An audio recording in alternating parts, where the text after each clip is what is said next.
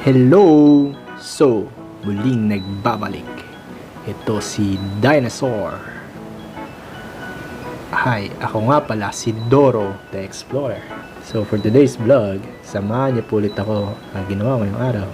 Ito si Victor, ang ating mini dinosaur na lalaki. So, magandang umaga po sa lahat. Hi, Mingming! Hello! Nagulat pa siya. Pasensya ka na. So guys, ito na pala yung nabili ko nung last time na citronella tsaka lavender. So, sa Mampalad yan. Ganyan lang parati. Dilig-dilig lang para mabuhay sila. At bibigyan ko rin kayo ng update niyan sa susunod. So yan, pagkagising, tapos ko na pinakain yung mga dinosaur dyan, sila Victor, Sylvia, tsaka si Juliana. Ito yung ADV 160. Madumi na. Lalagyan ko yan ng sticker sa sunod. Tapos ito pala guys yung box no ng binili kong tools. Ang Inco toolset. Hi Mingming! Papahinga siya. Istorbo daw ako. Sorry na. Huwag ka na magalit. So, ito yung gloves natin at pag-utusan tayo ni Boss Madam, may pipick upin muna tayo. Ayan. Let's go! Oh, diba? Sa isang iglap lang nakarating na agad tayo. So, inutusan pala tayo ni Boss Madam bumili ng plastic at na-order niya na. Dito lang to sa Novaliches.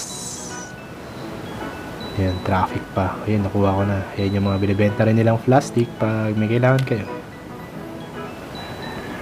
At yun na nga, umuwi na tayo. At samahan nyo ako, pupunta tayo sa shop ng Orion. Dahil ipapaayos natin ang ilaw ni Ruby Red, ang Honda City.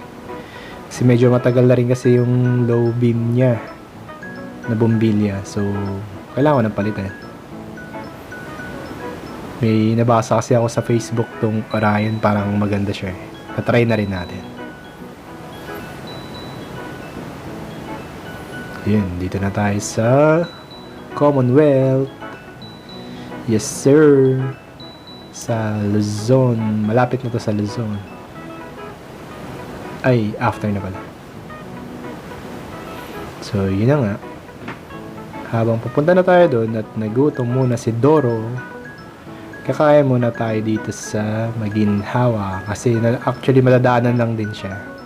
Nag-U-turn lang din ako, so para mas mabilis mag-park yan. Ang Crazy Cat Zoo sa Maginhawa.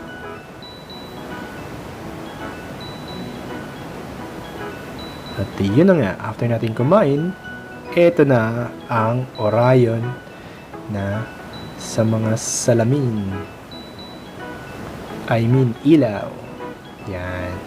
So, papalitan natin ng LED. So, tinanong ko rin yung sa marketing din nila. Approve naman daw sila ng LTO. Tsaka, meron silang machine na nag-a-align para hindi makabulag. So, yan guys, yung nila. Yung mga binibenta nila na bumbilya. Depende na lang yun sa preference nyo. Actually, dito siya malapit sa Cubao. I-Google map nyo na lang po. So, ayan yung machine. Ito na. Actually, pinalinis ko na rin yung niya. Yung sa may ilaw niya, medyo luma na rin kasi. Kasama na yun sa binayaran ko sa kanila. Ayan yung machine. Para inaalay nila, para hindi nakabulag sa makakasalubong. Yan, medyo dilaw na. So, yun na. After natin dun, syempre, susunduin na natin si Boss Madam. Pabalik ulit ng SM Fairview. Balik ulit tayo dito sa napaka-traffic at di naman ganun ka-traffic. So, yun na nga.